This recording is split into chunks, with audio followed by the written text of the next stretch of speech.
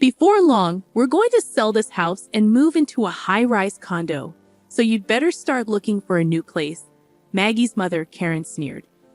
You're not thinking you'll get a dime of our father's inheritance, are you? We're having you relinquish your right to it. You got that, Ashley? My sister threatened me, her face a horrifying mask of cruelty. Ashley's boyfriend stood to the side, his laughter only adding salt to the wound. It was unbearable. Our father's funeral had barely finished, and they dared to talk like this. You heard the absolute worst. I can't stand this anymore. I'm cutting ties with you all. The moment I shouted those words, the doorbell rang. Standing there was a man I felt like I've met before. My name is Maggie at 22. I'm soon to graduate from university. Nothing to brag about, but I'm strong-willed and patient. From my childhood through university, I've always quietly and diligently focused on my studies. I've maintained reasonably high grades, and I do have dreams I want to fulfill. Although I'm content with my daily life, I also have a significant worry. Maggie, come downstairs now. A loud voice rang from below. With reluctance, I went downstairs to find my mother, Karen, and my sister, Ashley. Mom, sis, what's up? I was studying, I said. As usual, you nerd. You're still studying even though university is almost over. What a hard worker, Ashley laughed. The one laughing was my sister, Ashley, the beauty like our mother. She's flamboyant and was even a popular model back in the day. Now she's unemployed under the guise of helping around the house. We're going shopping. You should clean the dishes and do the laundry. Don't forget to iron properly, okay? Also, we're out of detergent and other things, so you should go shopping. Mother calmly ordered me to do the housework, knowing she would get furiously angry if I talked back. I quietly responded, okay. I left the house stressed out to the nines and high in spirits. I need to get on with that, I muttered quietly as I started to clean up the mess they had left behind. Mom, a former beauty queen, has extravagant tastes and loves luxury. She's always favored my beautiful sister while ignoring me since I'm not all that pretty. Moreover, they've always dumped housework and other chores on me as if I'm their maid. My sister took advantage of this, and I've been oppressed by them since I was little. Yet I've tolerated it because, after all, we are family. And then my phone rang. When I looked at my phone screen, it read Dad. Hello, Dad. It's been a while. I could tell my voice had brightened. Oh, Maggie, it's been a while. Are you doing okay? I'm doing great. How about you, Dad? It's night there, right?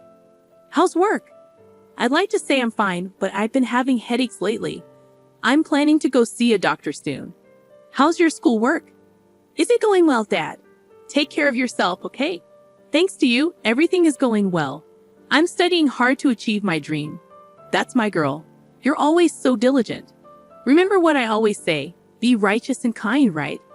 Don't worry, I'm doing my best. That's my Maggie.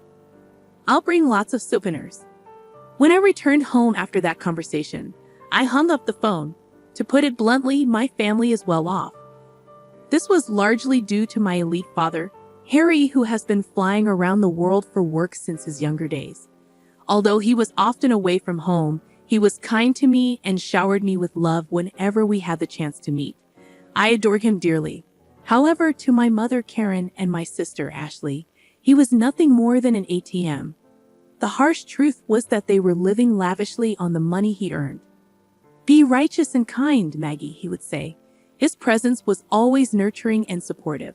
He was my rock, and that's why I was able to stay strong until now.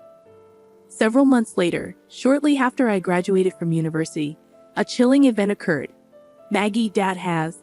Karen burst into my room, her face as pale as a ghost. Apparently, my father had collapsed at the airport as soon as he returned home and was rushed to the hospital. Upon hearing the news, Ashley, Karen, and I immediately headed to the hospital. There, my once strong father lay frail and helpless.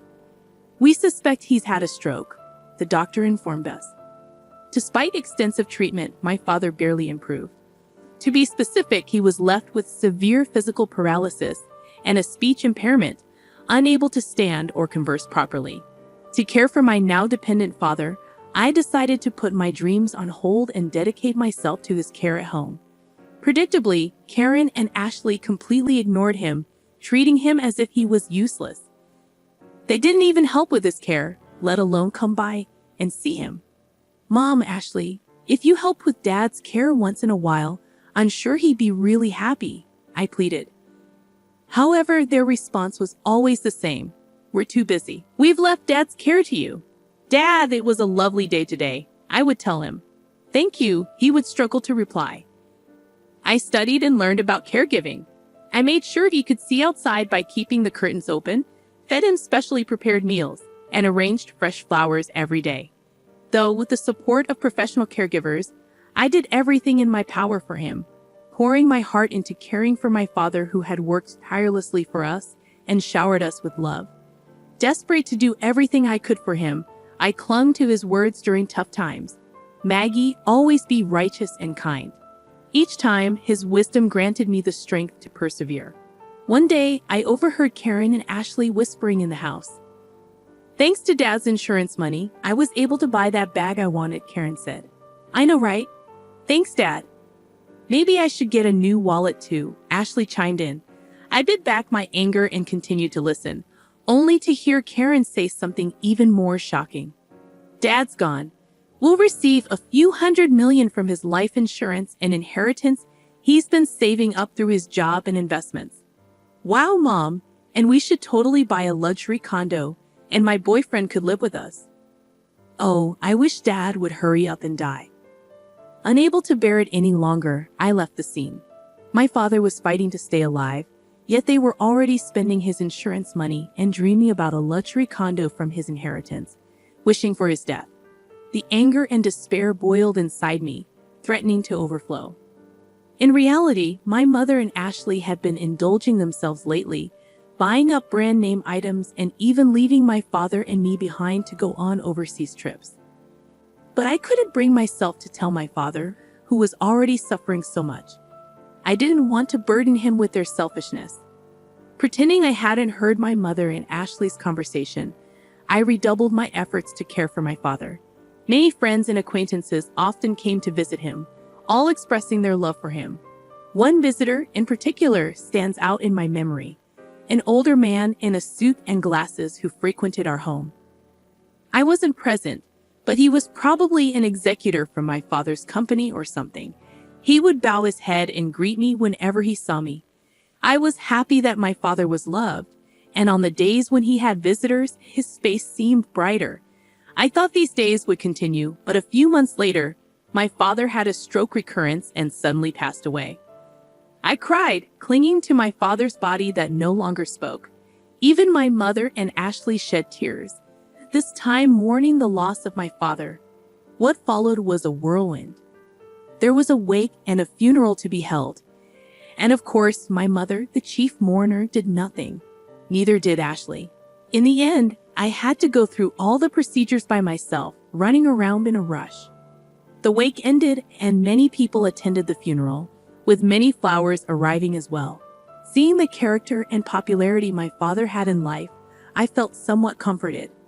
At the funeral, sobbing voices echoed, and my father, with a peaceful face, embarked on his journey. In the evening of the day when the first 7 days were over, I had finally started to recover a bit from the sadness. As I was cleaning up the 7th day, my mother and Ashley called me into the living room. Next to Ashley was a man who was said to be her fiancé. Like Ashley, he looked good, but given his former job as a male stripper, his inner frivolity was clear. Apparently, his name was John. So, about father's inheritance, my mom began. I had a terribly bad feeling, and then my mother, laughing scornfully, said something outrageous. "We'll get a lot from your father's inheritance, so we've decided to sell this house and live in a luxury condo, so you should leave." "Mom, it's only been a week since Dad passed away. Are you already talking about the inheritance and the luxury condo?" "We've already signed the contract. It's a high-rise, brand new." "You already signed? When did you?" "About a month ago, I guess, but Dad was still doing fine. He was practically dying. He had a lot of money, so it'll work out fine." My mother was as selfish as ever. Ashley continued, "Yes, that's right. The luxury condo is for Mom, me, and my fiancé. So, you're a nuisance. You should hurry up and find some shabby apartment, okay? Even you, sis? Are you serious? Of course. Don't even think about getting any of Dad's inheritance. We'll have you renounce it. You understand, right? Ashley was approaching me with a terrifying expression, her fiancé laughing beside her. Seeing my father's inheritance in the corner of my eye made me feel suffocated. It was too much. They had the nerve to say such things before my dad's mourning was even over. You guys are the worst. I can't stand it anymore. I'm cutting ties with both of you. Huh? We'd actually feel relieved if you cut ties with us. My mother and Ashley laughed at me. I clenched my fists and started trembling. At that moment, the front doorbell rang. Straightening my trembling breath, wiping my tears, I opened the door, thinking it might be a late visitor. Good evening. My condolences for your loss. The man who deeply bowed his head at the entrance was the middle-aged man in the suit and glasses who frequently visited my father's sickbed. Thank you. Please come in. As I was about to invite him in, the man presented his business card. Please check this. My name is Watson, an attorney assigned by your father. The business card indeed belonged to a law firm, and although I had not noticed it before, a badge denoting him as a lawyer was gleaming on his chest. Lawyer? I was surprised. My mother, Ashley, and her boyfriend came out from behind. Huh, what does a lawyer want from us? Watson responded to my mother's skeptical expression. I've come to discuss your husband's inheritance. Can we talk for a moment? Watson sat down in the living room. My mother sat directly across from him, and Ashley and her boyfriend sat next to her. I ended up sitting on the side facing them alone. Watson took out several documents from his bag, looked at us, and then began to speak slowly. First, may I read your husband's will? That man could barely move or speak, and yet he left a will. Get on with it, please, my mother spoke in an irritated tone. Then allow me to read it, Watson said in a quiet voice. The will, the testator Harry hereby bequeaths as follows. The testator leaves all property belonging to him to his second daughter Maggie. A moment of silence fell upon the room. The testator designates the following as the executor of the will. Before Watson could continue reading, Ashley interrupted. Wait a minute. What did you just say? Didn't you hear me? The testator designates the part before that. Let me read it again. The testator Harry hereby bequeaths all property belonging to him to his second daughter Maggie. What does that mean? So that means? The next one to shriek was Karen, our mother. In other words, it means that Maggie will inherit all of the estate. Karen and Ashley exclaimed in unison. I was so shocked that I couldn't breathe, and all I could do was stare in astonishment. Next, I will read the postscript of the will, Watson continued, looking at me and others. In other words, this is your father's final message. I quietly listened as Watson read, Maggie, you gave up your precious dreams to take care of me.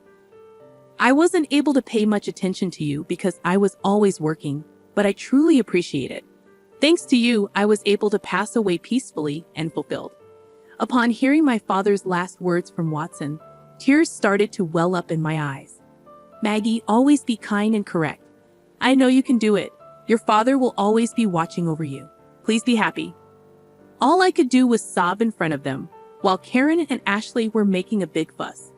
Wait, what does that mean? So the inheritance all goes to her? Yes, what happens to our money? In response to their outburst, Watson cast a brief glance at them. You two are not mentioned. By the way, Maggie is also the sole beneficiary of the life insurance. What are you talking about? Do you think that's allowed? Karen turned beet red, ready to burst at any moment. That's right. Isn't there something called a reverse portion that's supposed to be guaranteed to the wife and the children, right? Ashley leaned forward eagerly. You're referring to the statutory reserve. Indeed, you too have the right to claim a statutory reserve from the inheritance that Maggie will receive, Watson said in a matter-of-fact tone. Of course, Karen seemed to be getting back to her usual self. Even if there is a will, if its contents are unfair, you can claim a share of the inheritance prescribed by the civil law. However, Watson continued, Harry had commissioned us to investigate on the fact that you, Karen, and you, Ashley, were living luxuriously with Harry's money and squandering the insurance money. The eyes of Karen and Ashley widened in astonishment. Indeed, you purchased a luxury condominium and a car, and you spend quite lavishly on host clubs and overseas trips. All the caregiving and household chores were left to Maggie alone. Moreover, there were even remarks hoping for Harry's death. My father knew everything. He knew everything but pretended not to know. That's my mother stammered. Watson responded calmly. In this case, it's unlikely that the distribution of the inheritance will be deemed unfair. Even if you take it to court, it's very unlikely you'll be able to claim anything. Of course, you can try if you wish. I'll be the one you'll be set up against. My mother's face had turned a pale blue. That's ridiculous, my sister also muttered. When Watson was leaving and I walked him out to the entrance, he said, Maggie, you have grown up to be quite admirable. Your father always spoke of you with such joy. Really, my father have known your father since we were young, and I was honored to take on this request. Your father felt he was too lenient with the other two, but I believe he found peace knowing how well you turned out. Watson's eyes were squinted in a warm smile. I was so touched that I teared up again. Please live a happy life from now on. You know I'm always here to help.